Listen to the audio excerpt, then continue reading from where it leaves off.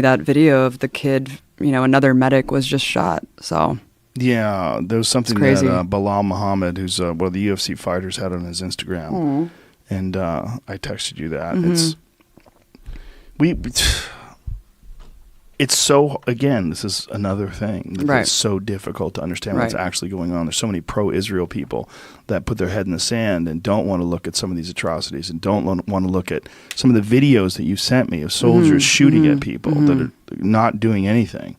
Right. Their whole argument is that it's all Hamas and their human shields. We looked through hundreds of hours of footage that these people gave us, and it's mind-blowing footage. It looks absolutely cinematic and epic, but the footage is harrowing, and I didn't see one weapon.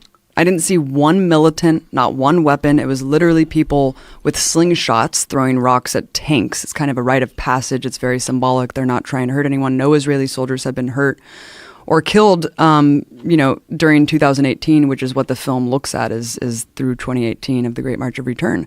And there's not any weapons, there's no militants. Hamas has nothing to do with the march.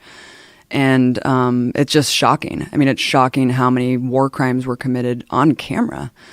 And it's just amazing the propaganda that's just told to us about what this is and why they have the right to kill people that pose no threat to them. When you were on last time and you talked about this, one of my email accounts was flooded with literally a chain letter, like the same letter, like denouncing you and your lies and your anti-Semitic perspective and your anti-Israeli perspective.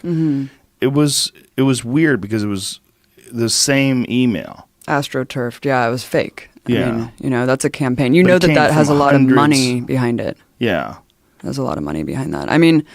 The film's mind-blowing. Go to GazaFightsForFreedom.com if you want to check it out when it gets released, and it's just really incontrovertible, Joe. Even if it were a war between armies, all of these things that Israel has done are still documented war crimes and very grievous violations of international law. And we're talking about direct targeting and assassinations by Israeli snipers of disabled people, of children, medics. Press, and medics. And that's who Razan was. She was a medic, and as you mentioned, another medic just passed away, was killed, rather. I hate to use the passive voice because you always hear Palestinians died. No, they were murdered. They're all being murdered by snipers, and they pose no threat to them. And so the film looks at this UN investigation basically during the march in 2018 and documents all of the grievous crimes and atrocities conducted by the Israeli military.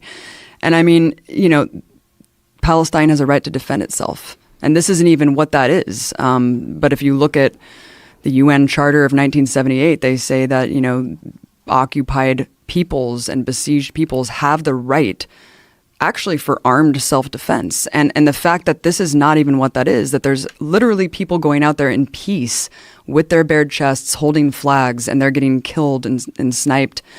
There's so many amputations. Just in 2018 alone, there was 35 kids who were killed.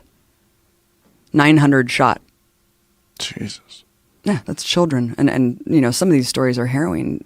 A kid hiding behind a trash can who was sniped. A kid who went up to the fence and just put a Palestinian flag and she was shot in the head and died instantly. It goes on and on and on. And so, we're just trying to document this to really kind of push the needle for accountability, because these laws have been agreed upon by the international community, some of them 100 years ago. And to have kind of a rogue state acting with complete impunity, knowing that it has total protection from the U.S. empire and given more freedom than ever under Trump with this Golan Heights thing and the moving of the Jerusalem embassy, or the moving of the embassy to Jerusalem. It's abysmal, and it needs to be stopped. And, they can't control the narrative any longer because we're seeing this with our own eyes. And that's what this film does, is really lays it all out. Abby, you concentrate and focus on so many different fucked up parts of the world. But you're very friendly and upbeat. You're laughing at this. How do you manage to maintain your sanity?